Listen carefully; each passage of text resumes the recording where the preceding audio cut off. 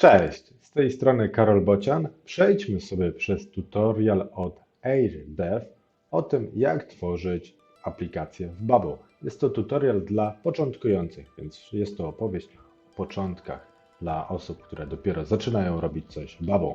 Więc na początku, czym jest Bubble? Bubble to rozwiązanie, które pozwala Ci tworzyć zaawansowane aplikacje bez programowania.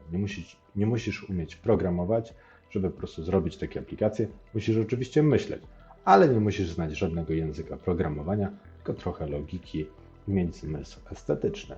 Zatem przejdźmy teraz do aplikacji. To jest główna strona Bubble i tu możesz robić swoje własne aplikacje, klikając przycisk New App. Jak klikniesz, wpisujesz sobie jakąś fantastyczną nazwę swojej aplikacji, wybierasz jakiego rodzaju jest aplikacja, na przykład blog, opisujesz szczegóły swojej aplikacji, jaki jest cel tej aplikacji oraz dla kogo to robisz. Więc możesz sobie to wybrać i tworzysz szybko aplikację.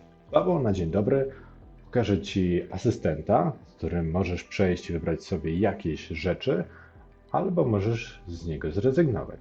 Również masz dwie opcje teraz tutaj. Możesz zacząć, żeby tu było demo się pojawiło w Twojej aplikacji, albo zacząć od pustej strony. My dzisiaj zaczniemy od pustej strony i zamkniemy naszego asystenta, bo dzisiaj ja jestem Twoim asystentem. Pierwszy ekran, jaki mamy tutaj, to jest design. Tutaj tworzysz swoje strony. Możesz dodawać teksty, możesz dodawać przyciski, ikonki, linki, obrazki, które możesz brać z bazy danych albo wgrać tutaj i na sztywno mieć jeden konkretny, jakieś kształty, jakieś alerty, filmiki, po prostu osadzić HTML-a, możesz też wyświetlić mapę, dać ikonkę, że zrobiłeś to za pomocą Bubble i wiele innych. Jak już takie rzeczy sobie dodajesz na stronę, to możesz sobie kliknąć w nie, zobaczyć tutaj takie okienko z różnymi ustawieniami danej kontrolki. Więc masz tu masę ustawień. Jak chcesz zobaczyć potem, jak Twoja strona wygląda, to klikasz po prostu tutaj preview na swojej stronie. Widzisz, jak to wygląda. To, co jest ciekawe, to Bubble umożliwia robienie responsywnego ekranu. To znaczy, że jak zmienisz rozmiar takiego ekranu, to te elementy będą się odpowiednio przesuwały. Zobaczymy sobie, jak to wygląda. Zbadajmy to. Tutaj kliknijmy sobie, żebyśmy mieli telefonik.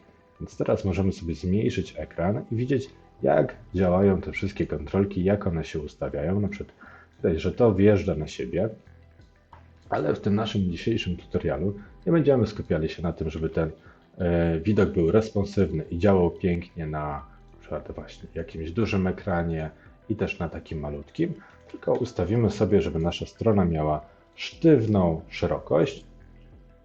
Dzięki temu będziemy mieli zawsze te elementy tak samo. Badaj, teraz jak sobie zmniejszymy je, to ta strona po prostu się pomniejszyła, to znaczy wszystko jest mniejsze. Zrobimy znowu responsywny, no to nam się po prostu pomniejsza ta strona, albo zrobi się pasek postępu, jeśli bym sobie to przewinął tutaj. Pasek przewijania oczywiście. Więc tutaj pobawimy się w tym tutorialu właśnie stronami, które nie są niestety responsywne, a to przyjdzie jeszcze kiedyś pora. Tutaj skupimy się na zrozumieniu tego wszystkiego. Dobra. Oprócz tych wszystkich kontrolek tutaj mamy też takie kontenerki, takie elementy, które pozwalają nam trzymać inne rzeczy, na przykład wrzucać w to inne elementy i zobacz, że ten kontenerek podświetla mi się na czerwono. Tu widać taką obwódkę, jak w niego wrzucam. Jak w coś w niego wrzucę, teraz mogę przynosić wiele rzeczy. I tych kontenerków znowu jest tutaj kilka, każdy do czegoś innego. Kolejna grupa kontrolek to takie kontrolki, które przyjmują od naszego użytkownika jakieś dane. Przed input. Tutaj można wpisać różne napisy. Zobaczmy preview. Tu nasz użytkownik może w jednej linijce coś sobie napisać. Mamy tu jakieś data pickery, radiobatony, checkboxy, masa rzeczy. Na dole są reużywalne elementy. To takie rzeczy, które już my zrobiliśmy jako reużywalne elementy albo Bubble dla nas zrobił.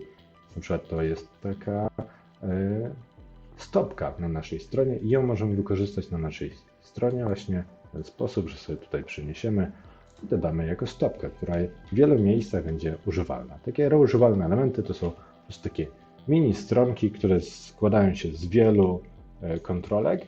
Oczywiście to nie są strony, tylko ich elementy. Tam poukładaliśmy sobie pięknie różne kontrolki, zrobiliśmy fajną logikę i możemy później używać na wielu naszych stronach. No i na samym dole są jeszcze bardziej zaawansowane elementy, jakieś takie template'y, które też można rozszerzać i dogrywać nowe elementy do Bubble. Więc jak mamy tutaj takie rzeczy, to co jeszcze jest ciekawego w tym widoku, to, że Bubble automatycznie wyłapuje nazwy naszych kontrolek. Ta kontrolka nazywa się tekst A. To jest po prostu tekst, który tu stąd wzięliśmy. Jak dodamy sobie kolejne, to będzie się nazywał tekst B. Ale jak tutaj sobie wpiszemy w nasz tekst coś tam, register na przykład, to Bubble automatycznie, zobaczcie, zmienił nazwę tego na tekst register. Po co te nazwy są? Potem wykorzystujemy je w różnych miejscach. Na przykład chcemy za pomocą przycisku zrobić, żeby ten tekst nam się ukrył.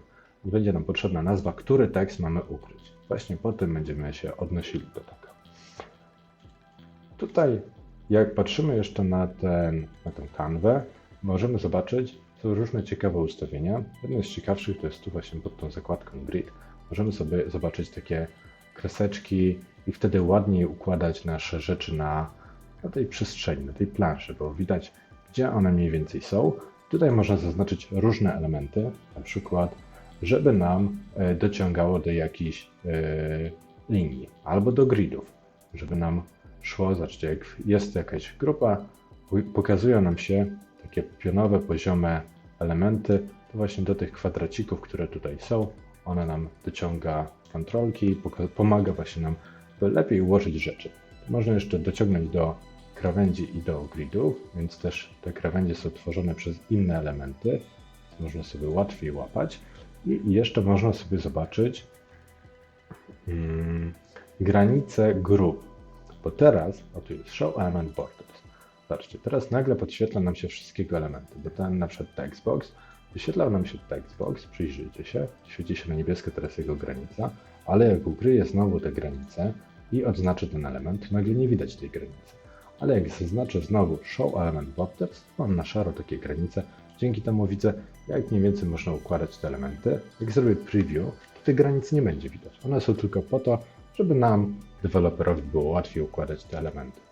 Tutaj jeszcze możemy sobie wybrać, jak szerokie ma być ten krok w tym naszym gridzie, na przykład 20 i obserwować, właśnie tutaj sobie dociągać później nasze rzeczy, żeby ładniej układać na naszym elemencie. To tyle na dzisiaj z mojej strony. Dziękuję za Twoją uwagę. Zapraszam do moich kolejnych materiałów, bo w kolejnych materiałach będą kolejne lekcje. Hej!